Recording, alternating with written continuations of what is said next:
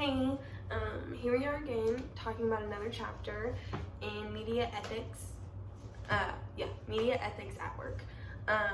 For this one, I'm going to be talking about chapter 7, identifying subjects in the case of the Waco shooting. This was an interesting story to me. It kind of was pulling me in like different directions.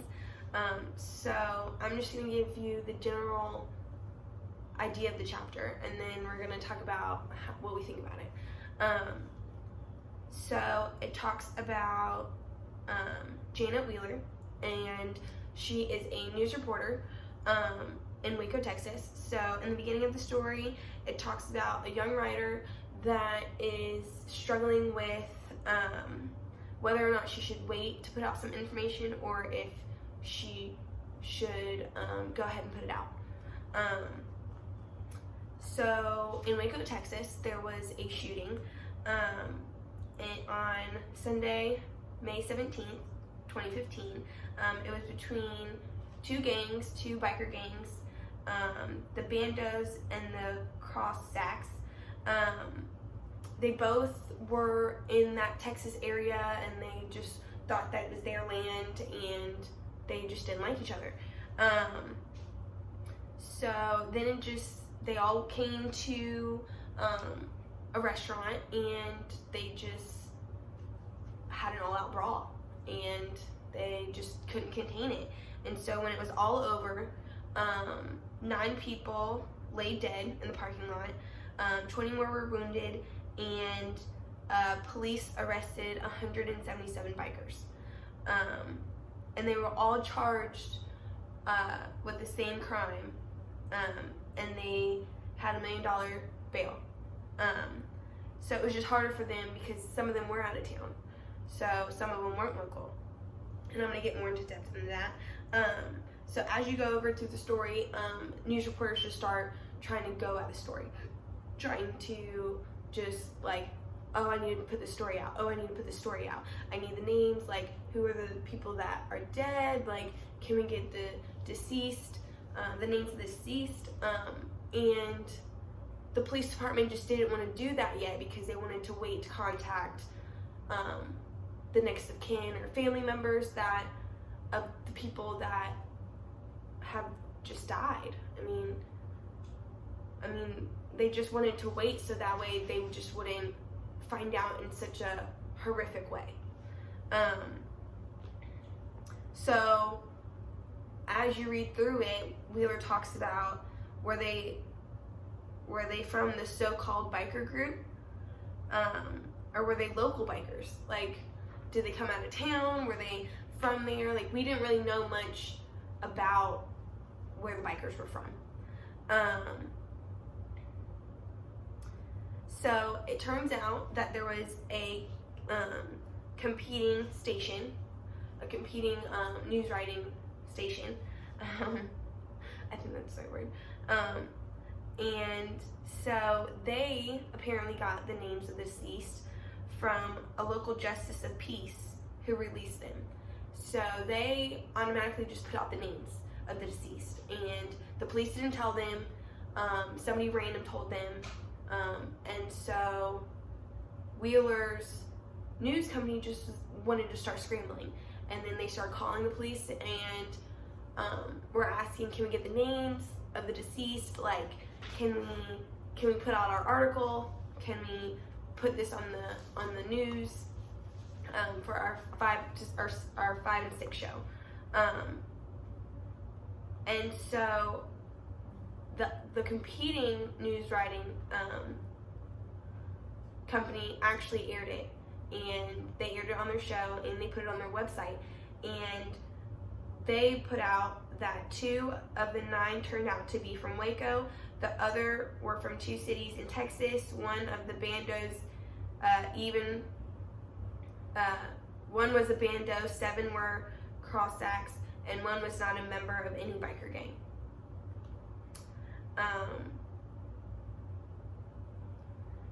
So, and then the police still wanted to hold off on reporting the names until or like other companies wanted to hold off until reporting the names until the police could release them or let the next of kin know. So they just wanted to wait and try to take care of the situation in the right way. So in the aftermath of everything, she just kind of went back and forth about, is the ethics right behind putting it out? Like, what are you getting out of it? So for her, the ethic question was the risk of people would learn the death of one of their family members through news media and not a form of authorities. That was her biggest struggle. She couldn't, like, how would you feel if, like, you learned that one of your family members died and you learned it off of TV? So she just found it disappointing. She found it disheartening, and majority of the people that she worked with didn't care. And they just felt like they should announce them before the police. She just went on and on about how it was treated like it was nothing at all. And that alarmed her, because in her mind of ethics, she didn't think that was right. Like, how could you put out that without not thinking about the end result? So her company trying to put out the names made her feel like social media was trying to make them become a monster, because she didn't feel like that was the right way, and she tried to tell that to them, but they just didn't want to listen. And so then it goes into tools for thoughts, and it's minimize harm.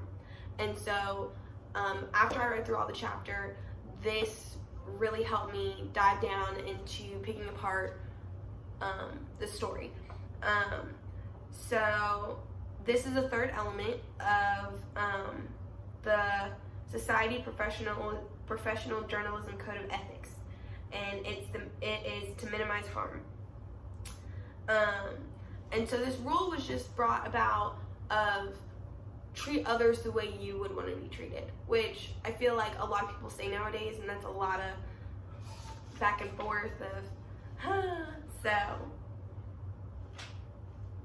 but I think you live and you learn, and so you just have to treat others the way you would want to be treated. I feel like that's just right. Like, that's just a moral code. Well, it is in my book. But the few questions that it asks as you go through to minimize harm, it says, who gets hurt if you tell this story? Does it benefit the public to know? Does it benefit the public of knowing the truth, overweighing that harm? What does the public need to know? So whenever you're trying to figure out what you want to put out to social media or to, like, the world, you want to ask yourself some basic questions of, like, how you want to do it. And I think that was a good way in the book to, like, figure that out. And so after everything, the standard was just to minimize harm. It's to minimize harm, but not to avoid it. Sometimes even in certain scenarios, you can't avoid it. So he wasn't trying to say don't avoid it. He was just trying to, like, keep it as minimal as possible. So in that instance, the chapter talked about maybe having, like, a middle ground. Maybe you could report 2 of the 9 were dead in Waco and not use names. Or 2 of the 9 were from Waco, and then just not say the names of the people, like, because you just never know. But after reading the story, I really enjoyed it. It kind of made me think about, like, treat others the way you want to be treated. Like you just kind of need to, like, not need to, but you more so want to, or I want to. But yes, I enjoy this story. So, thank you.